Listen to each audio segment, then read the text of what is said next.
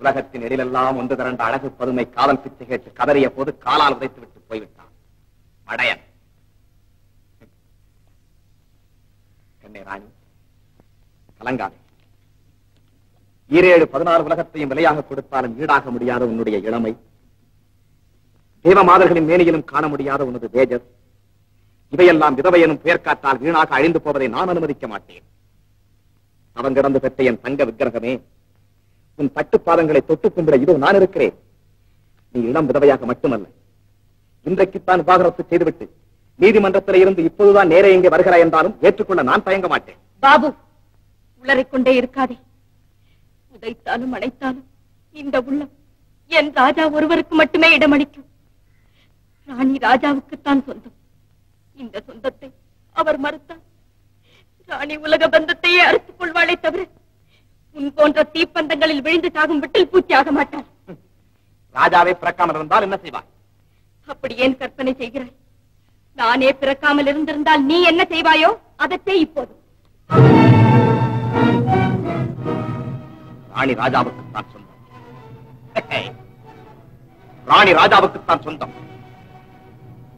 நான் அடிக்கும் துருப்புச் சீட்டிலே அந்த ராஜாவை வெட்டுப்பட்டு விட்டால் ராணி,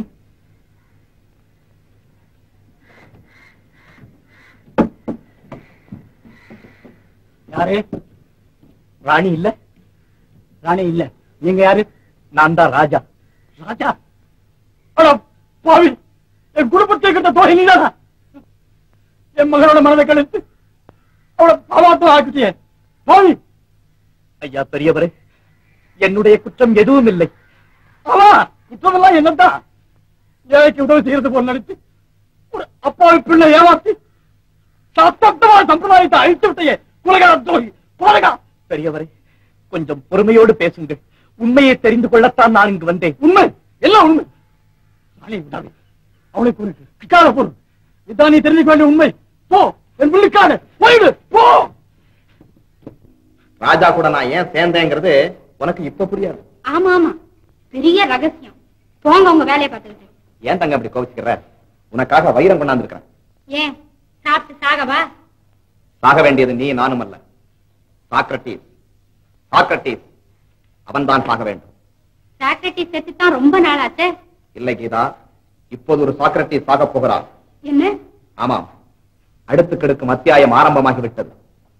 நாடகத்திலே விஷம் குடித்து சாகும் சாக்ரட்டிஸ் நாடகம் முடிந்த பிறகும் எழுந்திருக்கவே மாட்டான். அவனுடைய வாழ்க்கை நாடகமும் ஒரு வழியாக முடிந்தே விடும். யாரு? ராஜாவியா? ஐயோ, அதெல்லாம் கூடாது. அநியாயம், பெரிய பாவம். பாவத்தை பார்த்தால் நமக்கு பரவசமான வாழ்வு கிடைக்காது. பகைவன் ஒழிந்தான் என்ற நிம்மதியும் பிறக்காது. கீதா, இந்த விஷயத்தை பற்றி நீ யாரிடமும் சொல்லிவிடாதே. நாம் இருவரும் சேர்ந்துதான் திட்டத்தை நிறைவேற்ற வேண்டும்.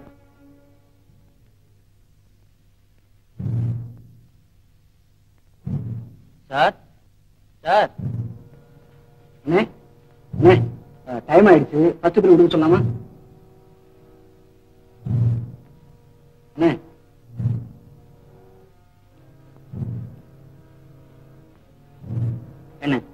விஷம் கொடுக்கிற சீன்ல கோப்பையில பால் ஊத்தி கொடுக்கலாமா, தண்ணி ஊத்தி கொடுக்கலாமா?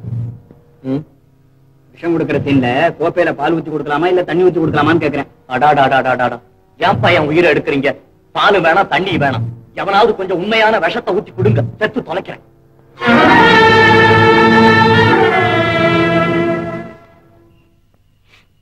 விதவை என்ற சொல்லை விட விஷம் என்ற சொல் சுவையாக இருக்கிறது.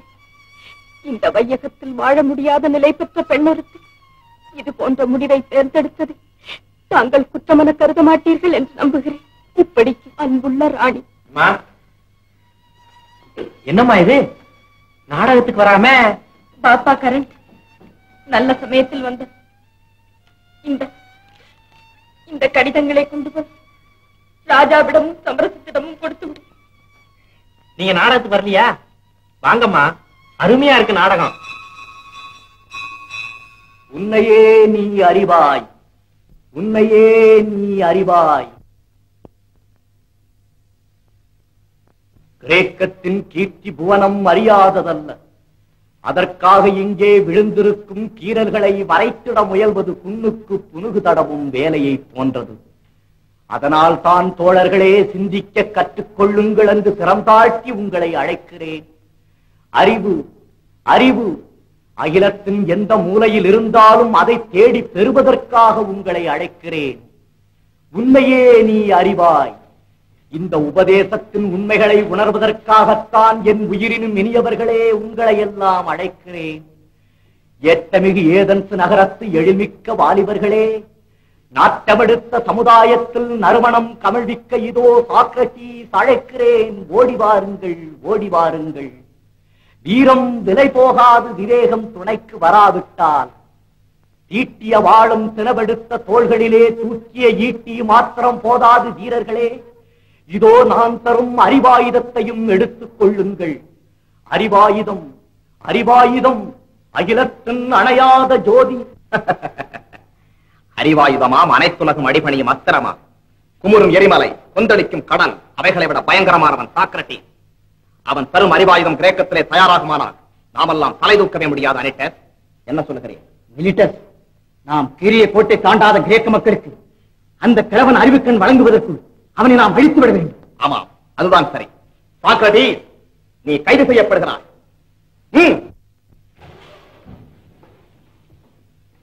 சாக்ரடீஸ், நாட்டிலே நடமாடக்கூடாத ஒரு ஆத்மா, ஜனநாயக அரசாங்கத்தை குறை கூறும் அந்த ஜந்து உடல் முழுதும் விஷம் கொண்டது. கேட்டார் பிணிக்கும் சொற்களால், கேளாரும் வேட்பமொழியும் வார்த்தைகளால், கேடுமொழியும் கருத்துக்களை அள்ளி வழங்கி அரசாங்கத்துக்கு விரோதமாக, ஆண்டவனுக்கு விரோதமாக, சட்டத்துக்கு விரோதமாக இளைஞர்களை தூண்டிவிடும் இழிகுண கிழவன். என்ன சிரிப்பு, என்ன காரணம்? ஒன்றுமில்லை தலைவா, ஒன்றுமில்லை. ஆத்திரத்திலே அனிட்டஸ் தன்னை மறந்து என்னை பார்த்து கிழவன் என்று கேலி செய்கிறான். கேலி செய்கிறான். அதை நினைத்தேன், சிரித்தேன். கடல் நுரை போல் நரைத்து விட்ட தலை எனக்கும் அனிட்டஸுக்கும் இல்லையா சபையோர்களே? என்ன அனிட்டஸ் உண்மைதானே? சாக்ரடீஸ், வழக்கும் விசாரணையும் உங்கள் இருவரின் தலையை பற்றி அல்ல, அதை ஞாபகப்படுத்த விரும்புகிறேன். மிகவும் நன்றி மெலிட்டஸ், மிகவும் நன்றி. ஆனால் ஒன்று, எண்சான் உடம்புக்கு தலையே பிரதானம் போல் இந்த வழக்கிற்கும் தலைதான் பிரதானம். என் தலையிலே இருந்து சுடர்விட்டு கிளம்பும் அறிவு, அதை அழிக்க கவிஞனாகிய உன் தலையிலே இருந்து புறப்படும் அர்த்தமற்ற கற்பனைகள், அரசியல்வாதி அனிட்டஸின் தலையிலே இருந்து பீரிட்டெழும் அதிகார ஆணவம், இந்த மூன்றுக்கும் இடையே நடக்கும் மும்முனை போராட்டம், அதன் விளைவுதான் மெலிட்டஸ் இந்த வழக்கு. பார்த்தீர்களா? சட்டத்தையும் சபையையும் அவமதிக்கிறான். இப்படித்தான் இளைஞர்களை எல்லாம் கெடுத்தான். ஒரு கிழவன் எப்படியப்பா இளைஞர்களை கெடுக்க முடியும்? நான் என்ன வாலிபருக்கு வலை வீசும் விலை மாதா, பருவ விருந்தளிக்கும் பாவையா? மாதரிடம் இல்லாத மயக்கு மொழி, வாலிபருக்கு வலை வீசும் மனிதையரும் பெற்றிடாத வசீகர சொல்லலங்காரம், வார்த்தை ஜாலம், அடுக்கு தொடர், இப்படி பல மாயங்கள் கற்றவர் நீர். மந்திரவாதி என்று கூட சொல்லுவாய். அன்புள்ள இளைஞனே, ஏதென்ஸ் நகரத்திலே நான் ஒருவன்தான் இளைஞர்களை கெடுக்கிறேன், அப்படித்தானே? ஆமாம். நீ கெடுக்கவில்லை? இல்லை. அனிட்டஸ்? இல்லை. சிற்பிலைகன்? இல்லை. இந்த நீதிபதி? இல்லை. யாருமே இளைஞர்களை கெடுக்கவில்லை. எல்லோருமே இளைஞர்களுக்கு நன்மையே செய்கிறார்கள், என்னை தவிர, அப்படித்தானே? ஆமாம், ஆமாம். அத்தனை பேரும் ஏன் ஏதென்ஸ் நகரமே இளைஞர்களை திருத்தும் போது நான் ஒருவன் எப்படியப்பா அவர்களுடைய பாதையை திருப்ப முடியும்? ஒரு குடம் பாலுக்கு ஒரு துளி விஷம். ஏன் இப்படியும் சொல்லலாமே, இருண்ட வீட்டிற்கு ஒரு விளக்கு. என்ன மெலிட்டஸ் திகைக்கிறாய்? சபையோர்களே, வாலிபர்கள் என்னை சுற்று வானம்பாடிகள் போல வட்டமிட காரணம் என்னுடைய வார்த்தை அலங்காரம் அல்ல.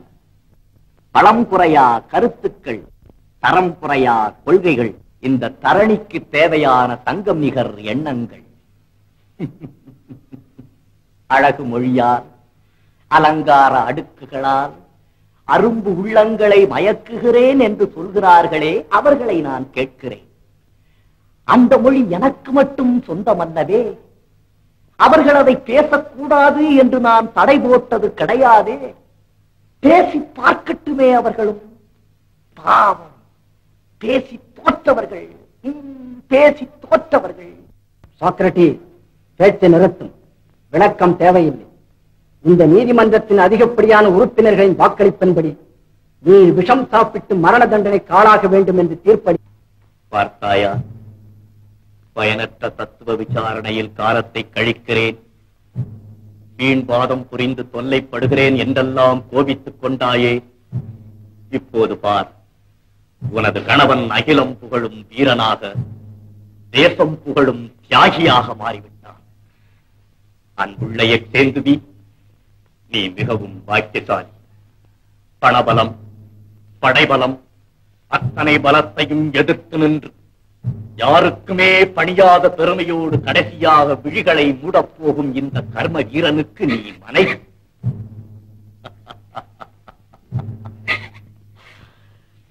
குழந்தைகளை ஜாக்கிரதையாக பார்த்துக் கொள். அவர்கள் பெரியவர்களாக மாறியதும் நேர்மை தவறி நடப்பார்களே. ஆனால் நான் உங்களை திருத்த முயன்றது போலவே நீங்களும் அவர்களை திருத்த முயலுங்கள். நேரமாகிறது, காவலர்கள் கோபிப்பார். நீ போய் வா. கிரீட்டோ, இவர்களை அனுப்பி வை.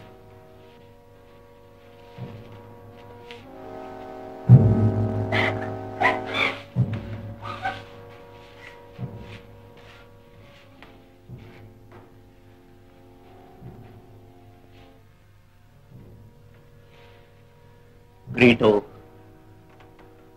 உனக்கு தெரியுமல்லவா, இன்றோடு 30 நாள் சிறைவாசம் முடிந்து நீதிமன்றத்தின் உத்தரவுப்படி விஷம் சாப்பிட்டு சாக வேண்டிய நாள் இதுதான்.